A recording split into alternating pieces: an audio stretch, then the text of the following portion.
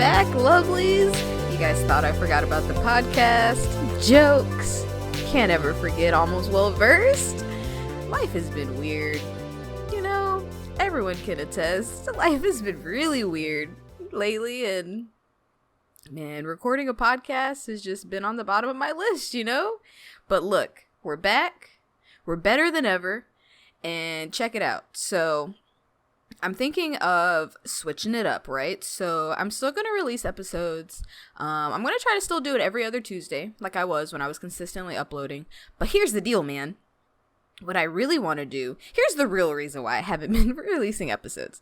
Because I have been so consumed by a certain book series that, like, not reading those books and then talking about other books for the podcast, like, I just haven't been about it, okay? So here's the deal. Here's what's gonna happen, guys. I'm gonna start a Stormlight Archives series on Twitch where I'm gonna try to do it once a week, where we can kind of do a read-along with this series. And so each week I'll get on Twitch for, you know, hour and a half, and we'll talk about the book, what's going on. We can talk about the characters, plot progression, and then what I'll do is I'll just upload that audio to the podcast so you can still listen to it where you normally would listen to your podcast. So Spotify, iTunes, all that jazz. But I just feel like it would be a cool way to interact with other readers. And like I said, it can kind of be a read along. So what I'm going to do is I'm going to release a schedule of what pages I'm going to talk about each week on Twitch. And if you're interested in reading the book, I encourage you to please go out and pick up Way of Kings, and then we can all come back together on Twitch and I can answer questions, we can theory craft, and yeah, because here's the thing about Stormlight Archives, guys. It's so big, it's so much, there's so many things going on that I just really feel like I would be doing the series a disservice by trying to fit it into like a regular podcast episode. Because it's really not just a one episode type of thing. Like each book would be, you know, 3 or 4 episodes. And I feel like this way we can kind of chop it up, make it a little bit more digestible for people that don't read big novels like this, and really use this as a way to get ready for book number 4 that's coming out in November.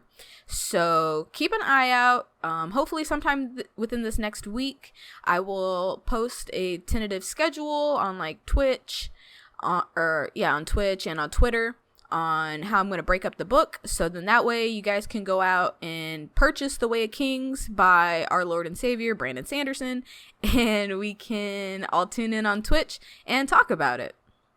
So yeah, that's going to be my next project. I'm really excited about it. But for today, guys, I do have a graphic novel, if you want to call it, a manga, if you want to call it, that I wrote these notes like a while ago. I read this a while ago. But it's a really good story, so I definitely wanted to actually sit down and talk about it before I dive into Way of Kings and Stormlight Archives. So today, we're going to be talking about Battle Angel Alita. Ooh, ooh. So if you remember, there was actually a movie that came out in 2019 with the same title, Battle Angel Alita. But if you didn't know, that movie was based on a graphic novel. So I think there's 11 or 12 volumes in total for the story.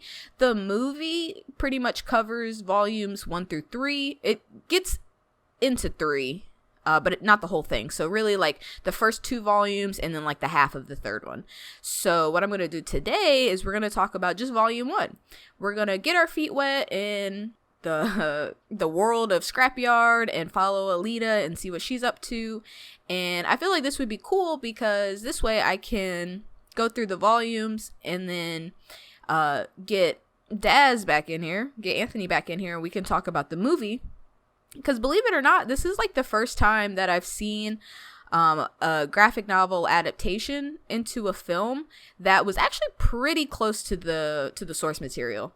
Like watching the movie, so we watched the movie and then I went back and I read the graphic novel, and I was honestly surprised like how accurate the movie was, which doesn't happen often. A lot of times when you get an adaptation from print to the screen, you have to cut characters, you got to cut some B plots, but surprisingly the movie Battle Angel Alita kept in a lot of the big things, a lot of the themes in the story, and was actually pretty accurate compared to the graphic novel.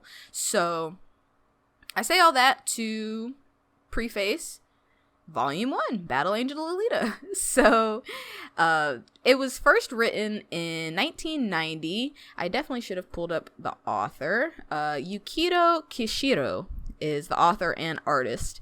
And so being a 90s graphics novel, manga was just like how shows and movies and books kind of go through trends, like depending on when they were written. So the 90s was a special time for manga. Like you can, just by looking at it, you can tell kind of like when it was written. Like just the artwork in this story was really neat. Battle Angel Alita is really known for like their art style. If you get a chance, you can, just go on Amazon real quick and you can definitely see like a couple panels or whatever. And it's just, the art is really neat, and it's really like sci-fi, futuristic, really bold lines. Of course, in graphic novels, they're always going to be black and white, but Battle Angel Alita is neat in that if you get the volume, there will be a lot of like, if there's ever like a 2-page spread or like an important scene, sometimes they will do it like in full color. So that's really neat to see. But yeah, Battle Angel Alita has really neat art. And so that's kind of what drew me in first. Even though I knew the story based on the movie, but the art for the graphic novel is really neat. So like I said, if you do enjoy graphic novels, the one neat thing about reading graphic novels is they're less of a time commitment than a novel a lot of times, So like a volume is going to have either 4 or 5 issues in it. And even then, you're only looking at 40 or 50 pages. So it's really not that bad. But yeah, let's just get into the story, guys. So like I said, it was originally published in 1990. The story itself is set in some far off future. I don't think it actually gives us a date, but we're set in some dystopian future in a settlement that's called Scrapyard, right? And so the story starts, you're following some doctor named Ito, and he is kind of scavenging around in this giant scrapyard, and you don't really know what he's looking for, but I think he does say that he's like a robot doctor. So, pause. So an important thing to know about this dystopian future is there are like robots, right? So there is like an artificial intelligence where you do still have people, but you do have robots that look humanoid, that have different personalities, that do different things. Kind of think like, I don't know, this is a terrible example, but if you've ever seen that Will Smith movie, I, Robot, where you have like the robots that are built for things, so they don't have personalities, they can't think, they just do a thing. But then you do have those robots that are more people-like. So that's kind of how this is, right? So you've got Ito, and he's a robot doctor. He works on those more humanoid type robots, fixing them up if they get broken, whatever. So yeah, so he's in this scrapyard and he's looking around probably for spare parts, for his doctor business, and he finds like a severed robo head, like a female robo head, and he's like, hello.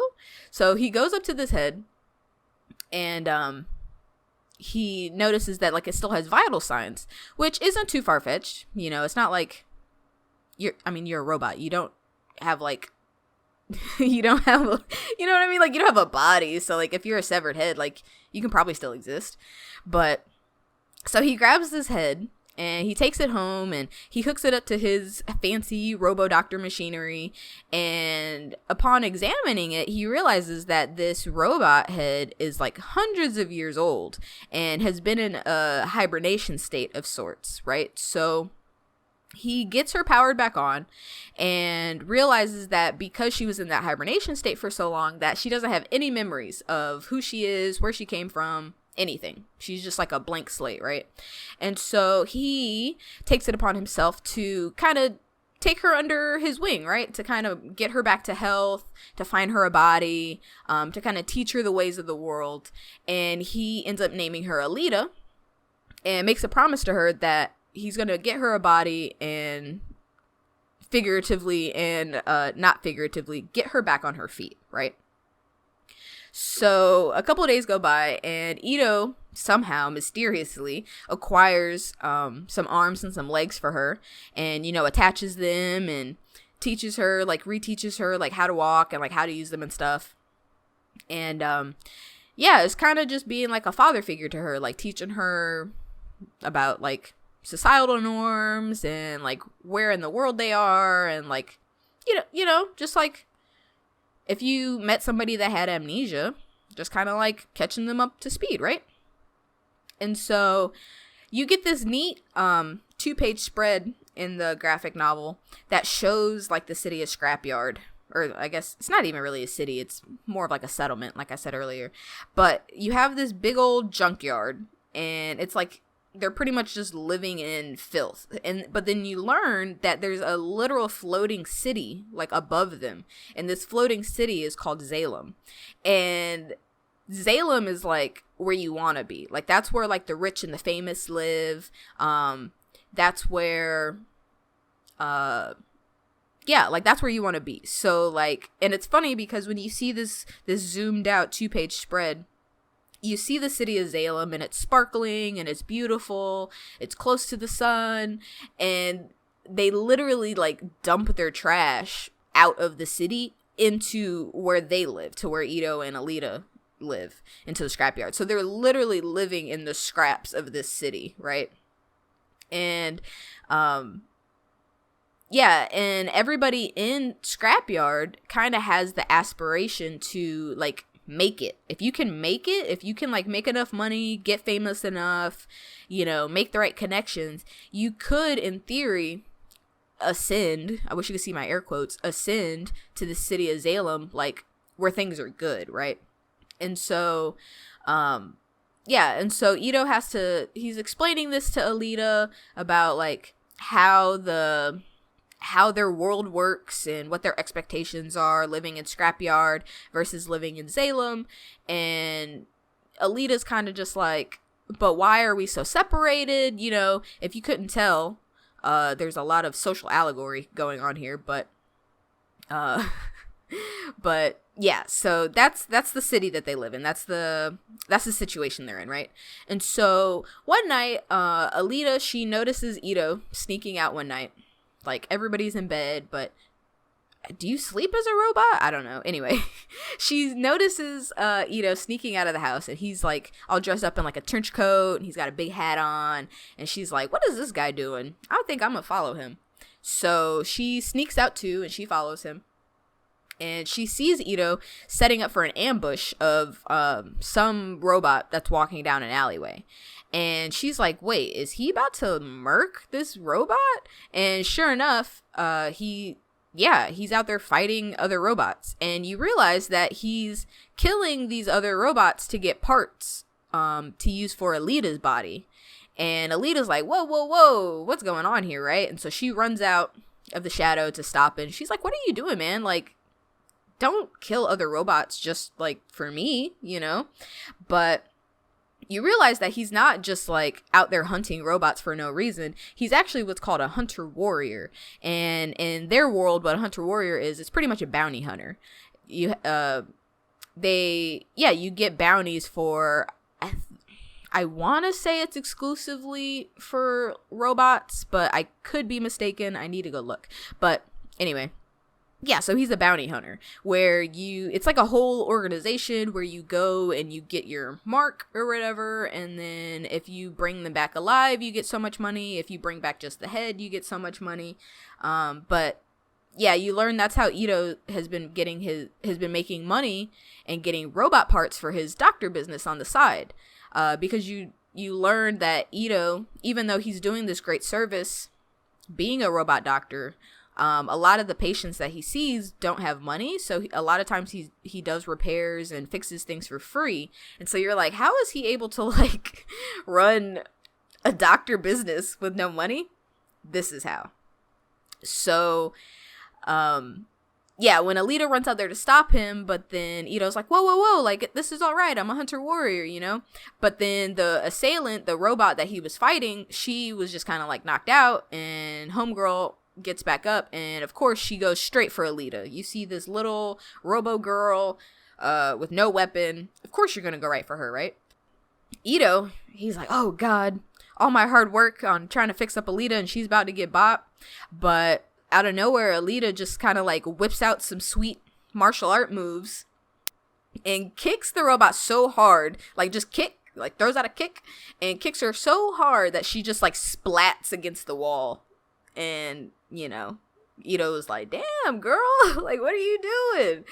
And he realizes that style of martial arts that she was using is something called Panzerkunst, which is an ancient Martian martial arts that hasn't been seen in like hundreds and hundreds of years. So like nobody in Scrapyard even knows about this Panzerkunst. It's kind of like a fabled martial arts, right?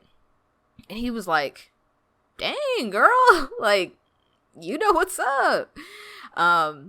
And realizes that even though she doesn't have memories per se of her life and what she was doing before he found her, there's definitely some unconscious memories coming to the surface here, right?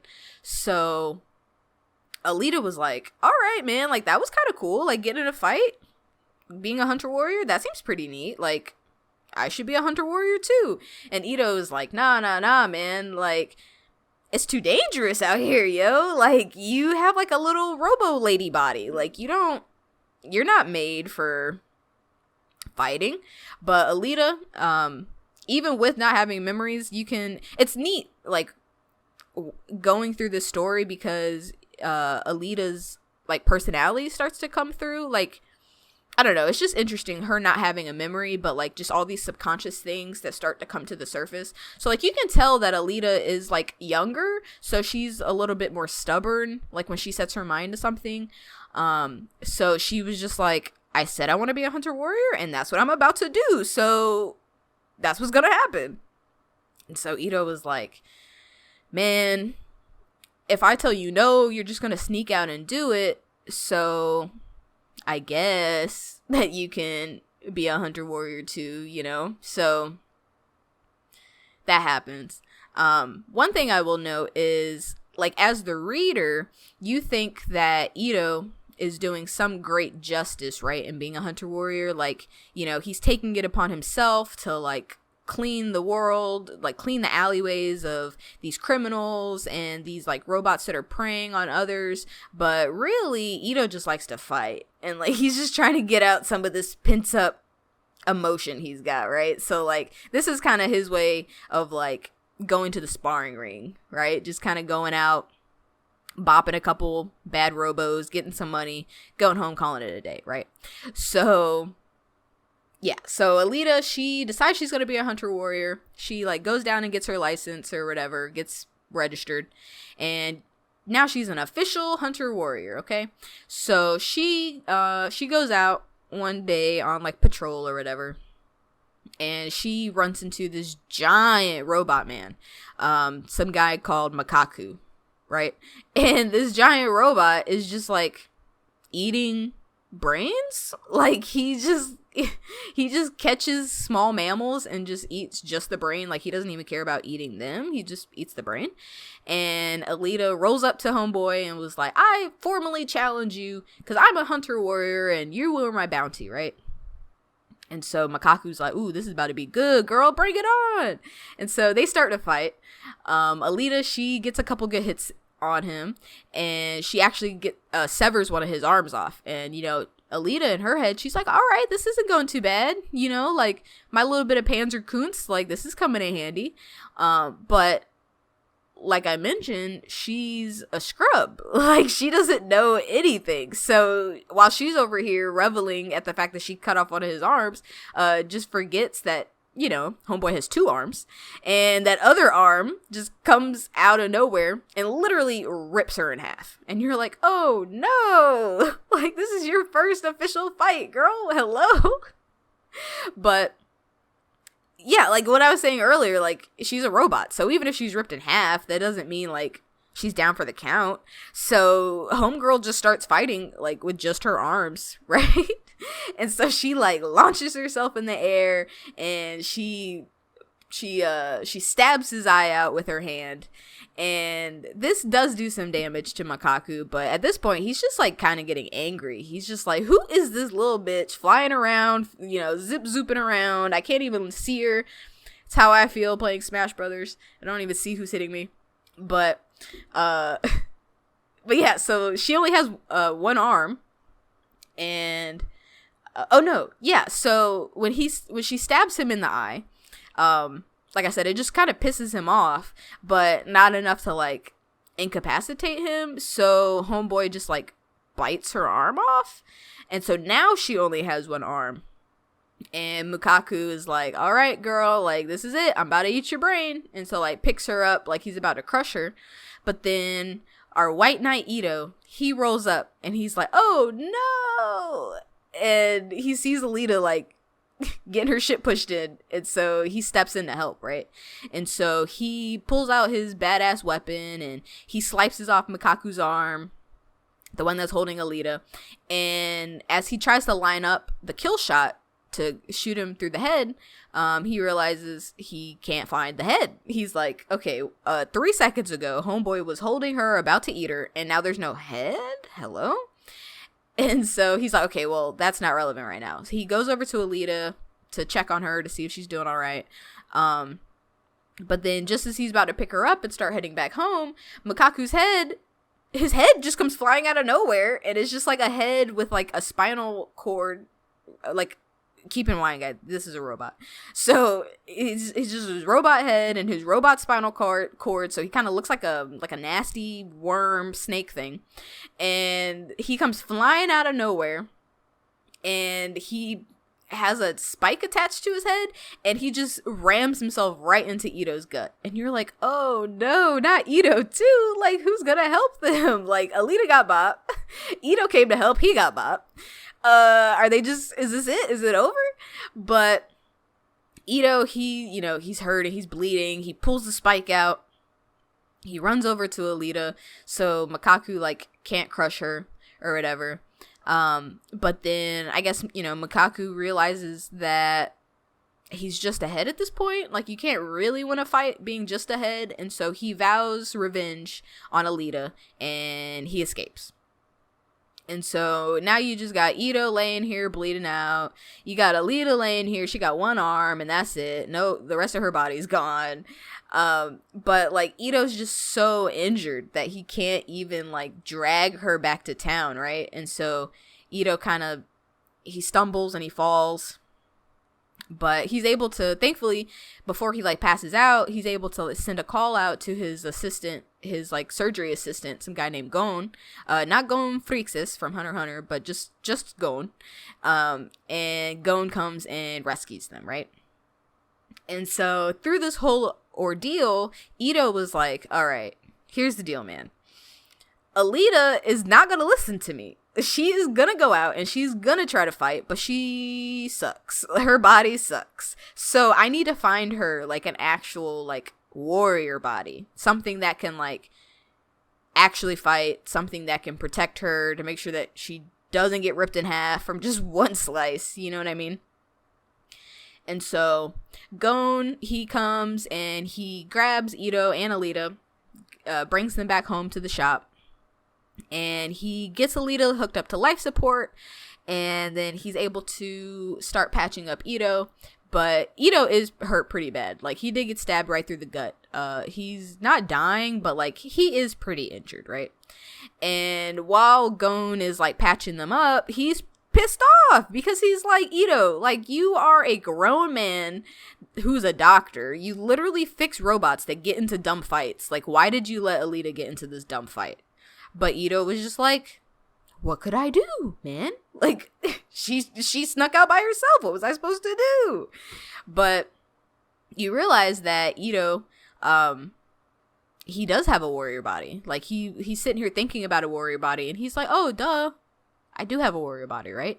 So he gets Gon to go open up some secret compartment that's in his lab. And you find out that he has like a whole warrior body, a whole cyborg warrior body, just in there in stasis, like, you know, in hibernation, I guess. And you learn that this body is something called a Berserker body. And this Berserker body he found like years and years ago in some ship crash site. And the body, when he found the body, it was still breathing and sitting on its own, even though there was no head attached. Like, it's just like shoulders down, but the body was still alive without a head. And so he realized, hey, this is some like high-tech shit, right? Like, this might come in handy for me one day. So he takes the body home and puts it in stasis and was holding it for just such an occasion.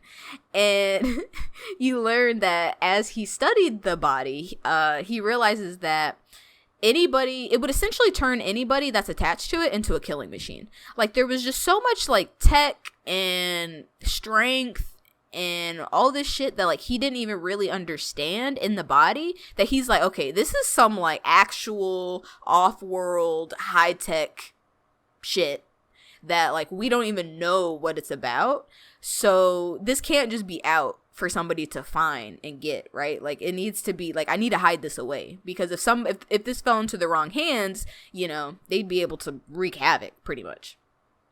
But as Ito gets going to pull out this Berserker body, he's just thinking about how he saw Alita use that Panzerkunst, that martial arts, without being taught it. And so he's like, okay, if anybody is going to use this body for good, it would be Alita. She already has the knowledge. She just needs the body that can handle using martial arts like that, right? And so laying on his hospital bed, Ito guides Gon through the surgery of teaching Gon how to attach Alita's head to this new body, right? And thankfully, it works. Gon is able to get everything up and running, and then Alita wakes up, and she's like, man, this new body feels great, yo. Like, I can jump, I can run, I can breathe, I can live. You know, so she's ready to go. Like, she's ready to go, but Ito, not so much. He's still stuck in bed. But now that she has a working body, Alita in turn is like, all right, that Makaku guy, I'm gonna fuck him up. Like, if I see him again, this shit is going down, right? And so, yeah, so that kind of finishes that chapter.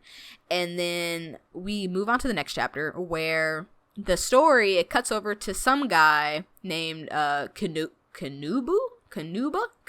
There we go. Some guy named Kanuba, and he's fighting in some type of competition that he just won. This guy, he's like crazy strong. He's got some super sharp claws that he uses as his primary weapon. And the thing about this dude is that he's undefeated. People keep pairing him up against like other super strong fighters, but he just like wipes the floor with them. And homeboy is undefeated.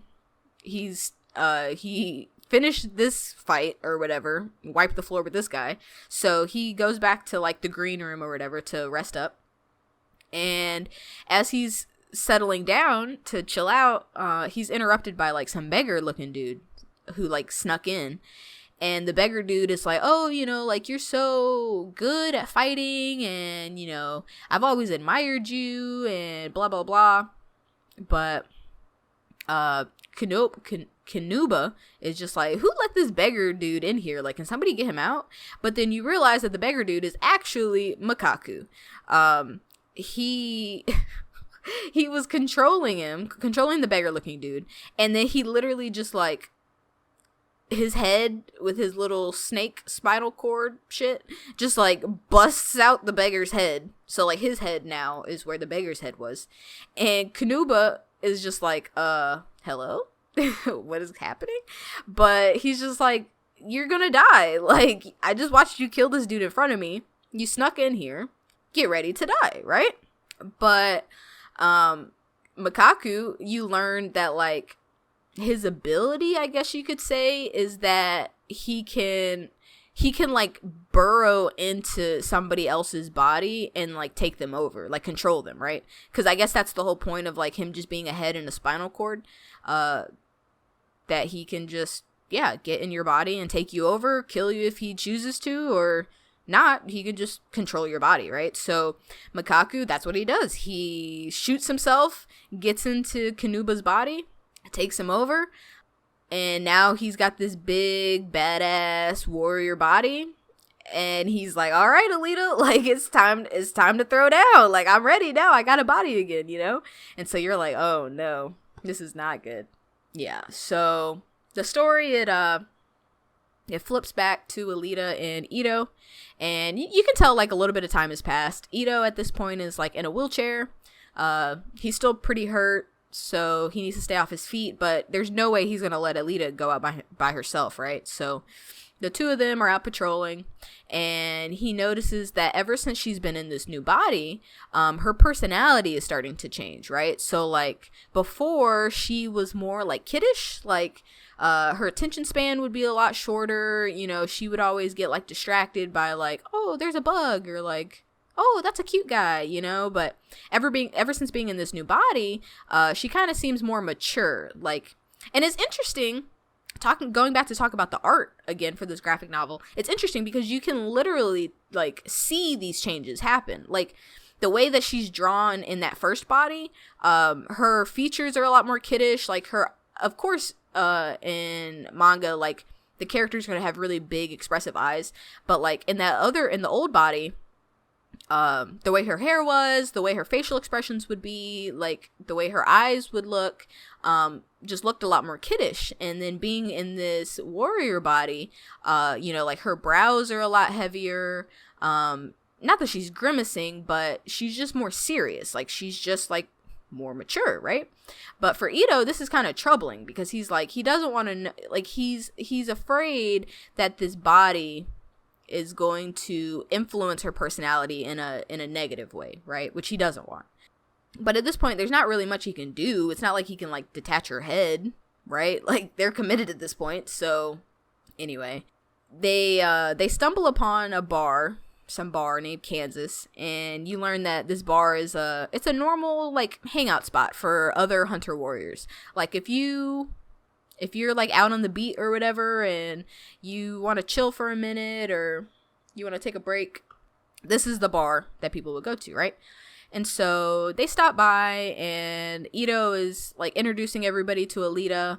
And everybody in the bar is, like, super nice to Ito, super friendly.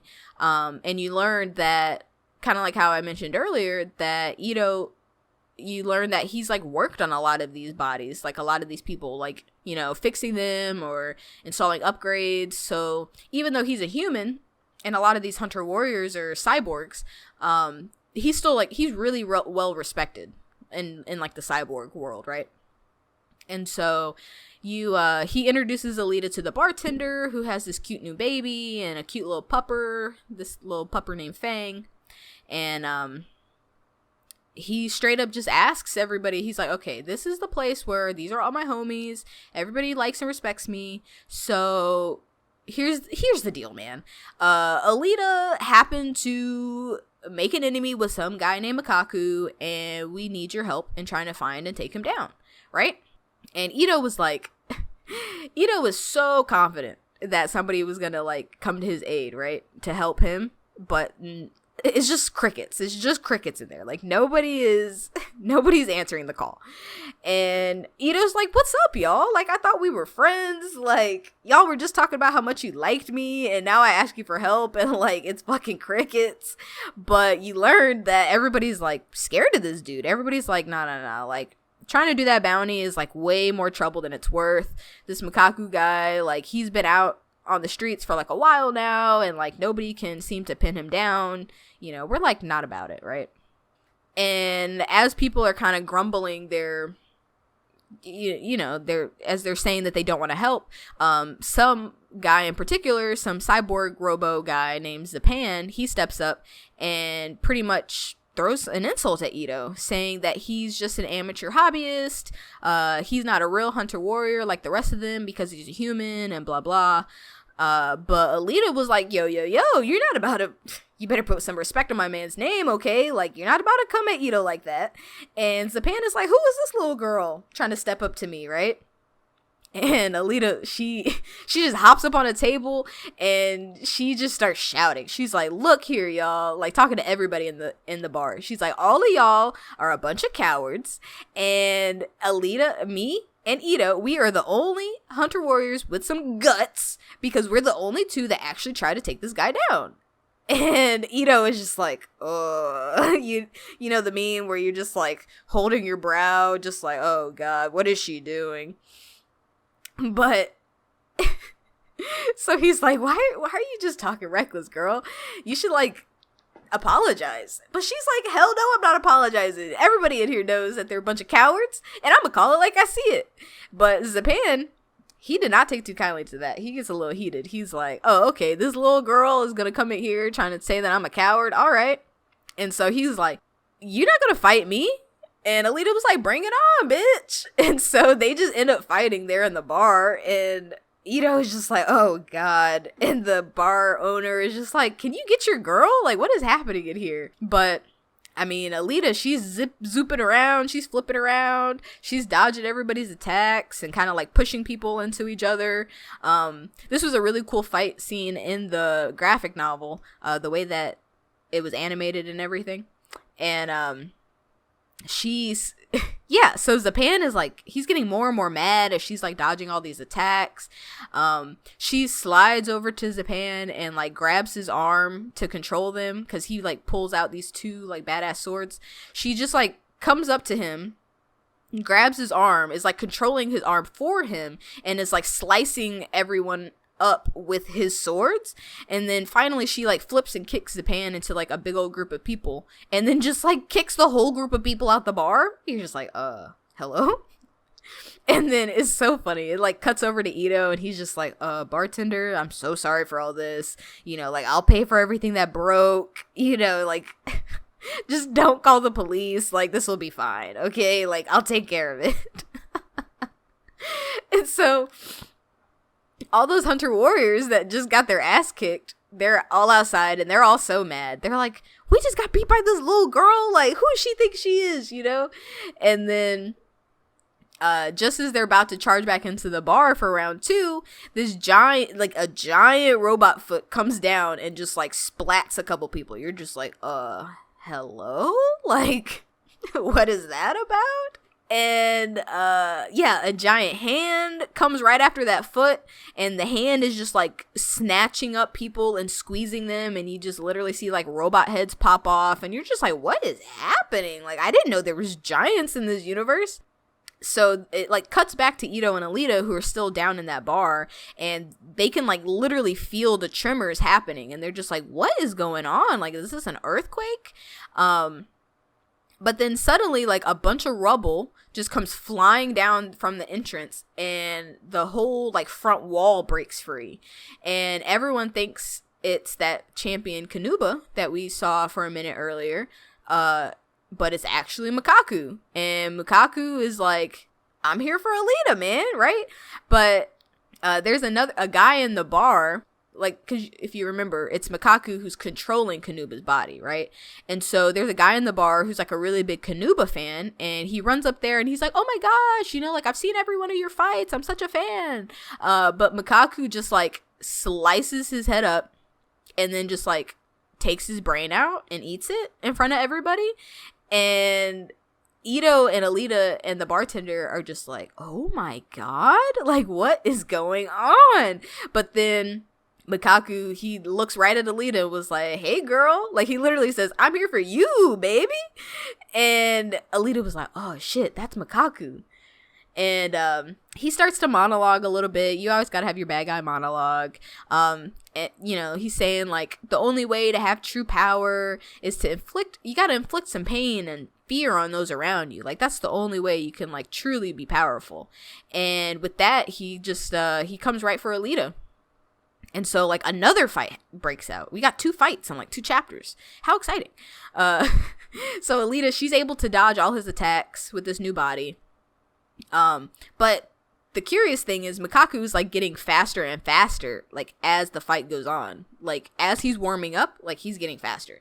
And he starts to use Kanuba's special attack, where his fingertips, they extend and they become knives of sorts. This is the reason why I'm gonna start doing things on Twitch, because I want to be able to put up graphics for you guys to see, right? So just envision you got this robot hand, and the tips come off, just the fingertips come off, and they become like kind of knives. And that special move is called they're called grind cutters, right? And so Alita, she's able to dodge this attack, and she like runs up his arm to punch him right in the face. But before she can reach his head, he kind of like flings her off, and she crashes through a wall. And so like while this whole big old brawl is happening, you've just got Ito and all the other hunter warriors. They're kind of just like on the other side of the bar, just kind of spectating. Like, what is happening? Like, okay, first of all, who's this little girl kind of getting her ass whipped? Number 2, why is Kanuba trying to whip this girl? Like, I thought he was a good guy. But of course, Ito, he like puts 2 and 2 together that it's Makaku, but he realizes that Makaku isn't just killing Alita like he was trying to do in that earlier fight, or like how he's done in previous fights. He's kind of just like toying with her, like just trying to like drag on the fight. And Ito was like, is Makaku in love with her? Like, what is this about? Like, this isn't just like, you know, a rivalry. This is like something more than just a rivalry. But while Alita is recovering, you know, remember she crashed through a wall. So while she's like getting up and brushing all the rubble off, Makaku, he turns and snatches that bartender's baby that's in its cradle and was like, I'm about to eat this baby. And Alita was like, put that baby down. Put that thing back where it came from, or so help me. You know, this baby has nothing to do with you. Like, this fight is between you and me, right? And Makaku was like, see ya, bitch, and like just makes a hole in the ground, which leads down into the sewers. And it was like, all right, Alita, here's what's up, girl. This was about to happen. We're gonna fight, and if you win, you're gonna get the baby back. If I win, you're gonna die, and I'm gonna eat this baby. That's my prize, right? And so then he just jumps into the hole, and all the hunter warriors in the bar are just kind of like looking around at each other. They're like, well, that baby is gone. Bartender, we're so sorry. You better start trying to make a new one. But Alita was like, no, man. Like, this shit is not about to go down. Like, I'm about to get this baby back. Just wait. But Ito was like, Alita, you're talking crazy. Like, you can't. Like, if you go down to that hole, like, it's gonna be certain death. You know what I mean? Like, there's gonna be no one there to help you. You're gonna be in the sewer. You're gonna be worried about not hurting this baby or trying to rescue the baby. Like, it's a death trap. Like, what are you doing, right? And so he is trying to like talk her down, right? So he's trying to like think on the fly here. He's trying to theorize that her only fighting chance at winning this fight is she's got to be able to figure out this secret tech that's in the Berserker body that she's in. Because if you remember, his idea is like her hidden knowledge of that Panzer Kuntz paired with this super strong Berserker body is gonna equal a badass warrior, right? So he's just like, girl, you gotta figure out what your body can do, and if you can do that, then maybe you can win, right?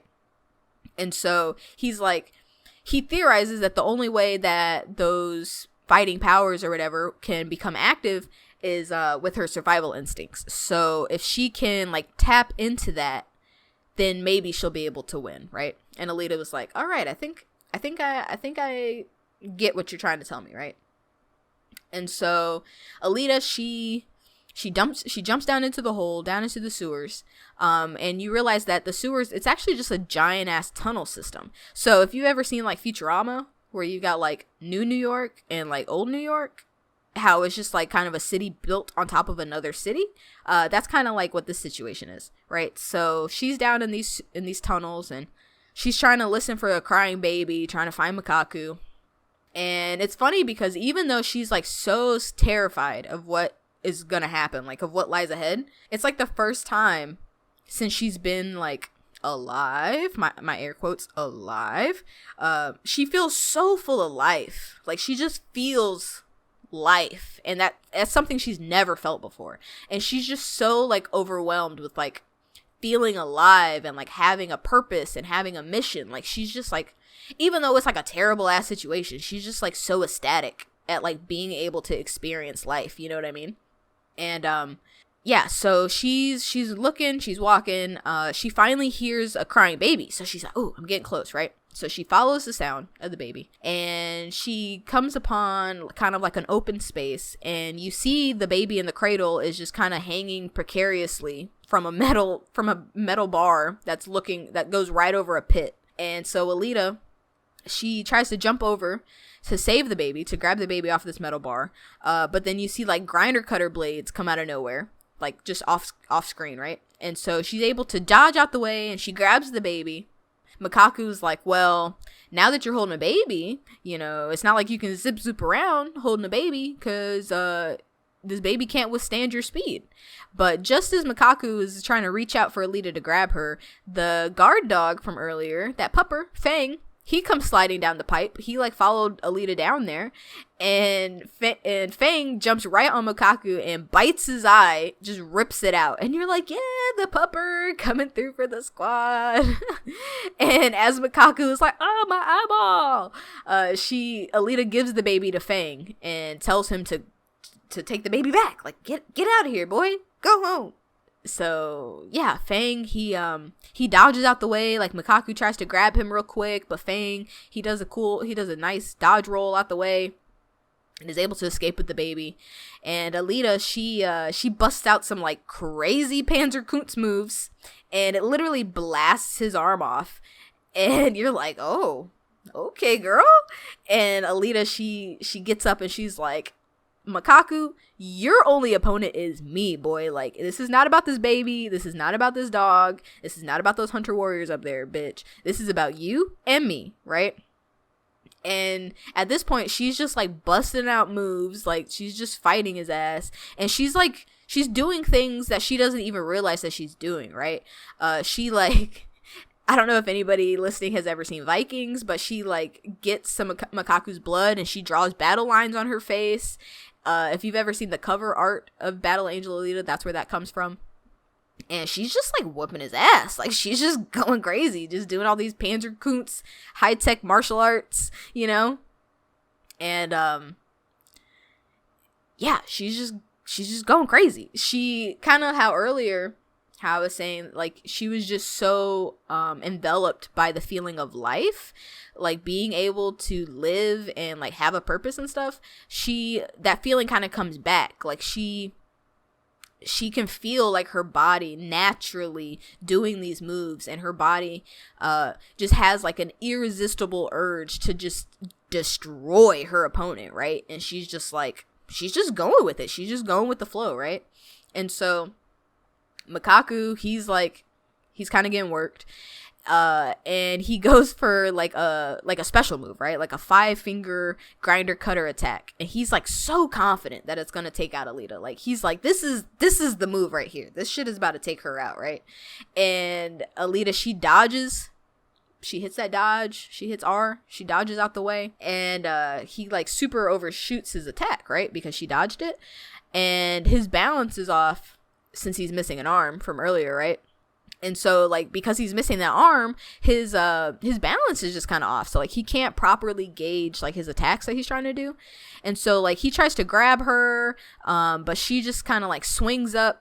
So he grabs her. She, like, does a flip to where she's, like, standing on his arm. She runs up the arm, spins around it, lands on his head. And you think that she's about to, like, break his neck or, like, rip his head off or something. And, like, just as she's about to end it, she feels it's like the climax of a movie, right? So she's like on his shoulders, got her arms around his head, about to snap it, but then she feels like some water drips on her head, and she's like, water drips? Water? Hello? She looks up, and Mikaku was like, ha ha, girl, you didn't realize that at the same time every day that the wastewater from above, from the city or from the settlement of Scrapyard, it gets released down here. Like, you got to remember, this is a sewer system, right? And so then suddenly, like, a giant wave of shit water, just like wastewater, comes flowing out of the ceiling, and it just knocks both of them down into the current, and they're just both getting washed away by this water, right? And, you know, Alita, she can't control herself at all because it's just so much water. It's just going so fast. Mikaku, he tries to come in for a punch, and Alita's like, how is he able to, like, navigate this water? Like, you know, I'm the one with the badass warrior body and I can't do anything. Like, how is he able to try and even come close to me trying to punch me, right? But yeah, so he tries to come in for a punch, but he reels back and his arm blows off, and you're like, his arm blows off? When did that arm get injured? I remember the other arm getting sliced off, but like, he was supposed to have a good arm. But then you don't realize that when Alita like did those flippy moves and like ran up the arm to land on his head, she weakened the arm joint, like his elbow joint and like his shoulder joint. So if he tried to do another attack, it would just backfire and it would blow up. And so that's what happened, right? And so the water, it finally pushes them out into, I don't know, a bay. I don't know what you call sewer systems, but the end of where the water is, where they can actually stand up again. And Alita, she gets up from the water and she smiles. She kind of just like, you know, she cracks her neck a couple times and she's like, all right, boy, let's fight for real. And that's the end of volume 1. I really thought about doing more, like doing volume 2, but I don't know. I felt like that would kind of be a lot. With how much, I mean, this was kind of a lot of things that happened. So yeah, if you guys enjoyed Battle Angel Alita, I can definitely do volume 2. I started those notes. I still own it. So if you guys want to hear where the story continues, I can definitely, you know, check that out. Maybe do an episode on Twitch about it. The thing I really like about this story, right? Before I get into my pros and cons, I'll just say, yeah, on Goodreads, it was really well received. It has a 4.19 out of 5. On Amazon, it has even a better score. It's got a 4.65 out of 5. And here's the deal. If you call yourself a manga fan or like a sci-fi manga fan, you've definitely at least heard of Battle Angel Alita. Like, this is one of the quintessential stories that has a female lead, but it's not like female problems, you know what I mean? Like, I really like it because the fact that she's a girl, like, doesn't that's not the driving force of the story. Like, I wish I could remember literary terms, but that instance of having a main character and it doesn't matter the gender, like if the story would have had a male character in place of Alita, the story could have been the same, you know what I mean? And those are the kinds of stories that I really enjoy, where the story doesn't hinge on the fact that it's a female character. The story hinges on the fact that it's a warrior having to go through bad things, you know what I mean? So for me, that's one thing I really enjoy about Alita. Also, like I mentioned, the artwork is just so good. And for this to be like an older type graphic novel, the art still holds up. The story holds up. The art holds up. If you ever see the full splash color panels, those look fantastic. Just overall, like, it's a really solid story. And it's interesting because, like, as the story goes on, I kind of touched on it for a minute, but as the story goes on, you do see Alita change and like learn, and her personality change, and you get to see her grow. And it's just always really refreshing when you see like a dynamic main character like that actually be able to change for the better and grow from their experiences, you know? So yeah, so that's Battle Angel Alita volume 1. Let me know in the comments if you enjoyed it. Let me know if you've read Battle Angel Alita. We can talk about it, you know. We can get into some more specifics. And if you want me to continue this with volume 2, potentially volume 3, let me know. But like I mentioned in the beginning, soon, I'm going to be starting my Stormlight Archive series on Twitch. Again, I will do those live on Twitch, but then I will still take the audio and I'll upload it as podcast episodes. So even if you don't get to catch it live, you'll get to hear what's going on and about the story. Because really what I'm trying to do is, it's going to be work, but I'm going to try to get through all 3 books in time for Rhythms of War, which is book number 4, and that comes out in November. So again, if you are trying to follow along with me, the first book in the series is called The Way of Kings, written by Brandon Sanderson. Hopefully within this next week, I'll be able to give you page numbers that I'll be talking about for the first episode. So if you've read it before, you can go back and refresh. Or if you're new to the series, you can try and get through those pages and we can talk about what's going on. We can do some theory crafting and have a grand old time. Stormlight is going to be, it's a journey, guys. It's going to be a journey, but a really fun journey. And as always, thank you to all my loyal fans. I know I took way too long of a break, but quarantine's been tough. Life's been weird.